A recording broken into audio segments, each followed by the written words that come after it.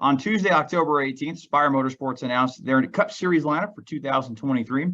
Corey LaJoie will be returning to Spire Motorsports, where Ty Dillon will also be joining the ranks as a full-time driver at the organization. He'll be piloting the number 77 car next year, led by Kevin Bellacourt atop the pit box.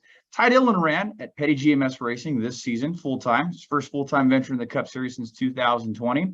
And Corey LaJoie returns for his third season. So we saw that 77 car run a few drivers this year, sponsorship from Landon Castle, Josh Balicki, Mike Rockenfeller at the road courses, and Justin Allgaier ran one race as well. But we're going to see stability in those two cars moving forward come next season.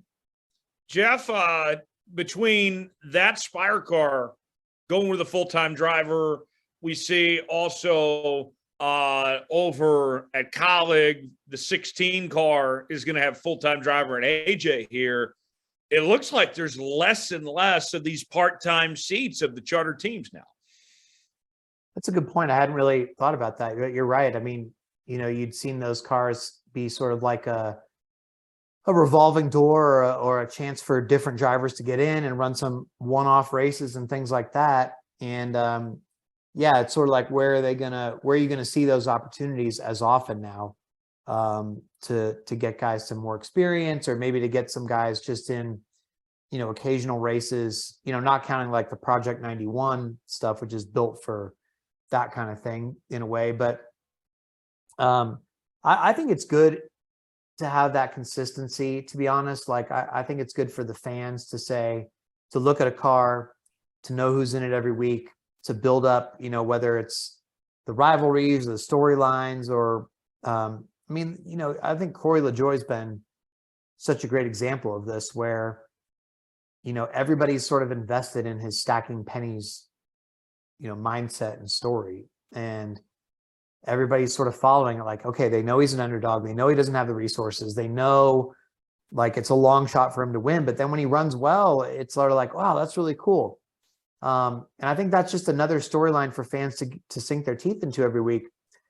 Going back to F1 for a second, that's what one of the things they do so well, because F1, I mean, you really, like we were just talking about, Max Verstappen wins 13 races or whatever he's going to end up with, 14 by the end of the year, 15, who knows? And he's running with the title, and you can say, well, this is boring. Why would anybody watch? But then when like a Williams car even finishes 10th, and they're jumping up and down and celebrating and hugging each other, wow, amazing. Like, we got points today, you know, awesome job. I can't believe this kind of thing. You're sort of invested in that story because you know there's struggling teams. So I know NASCAR would rather have all the parity all the way across the board and have like 36 drivers that can win.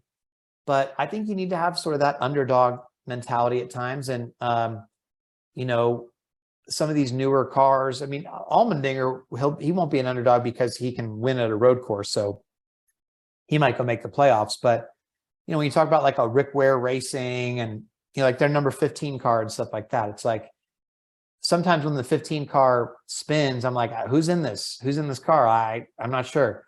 You know, it would be nice to just know, okay, well, that's that guy, that's that guy, that's that guy. Or if you've seen them clash, you say, oh, those cars are getting together again. I just think that helps all the narrative that goes on in NASCAR.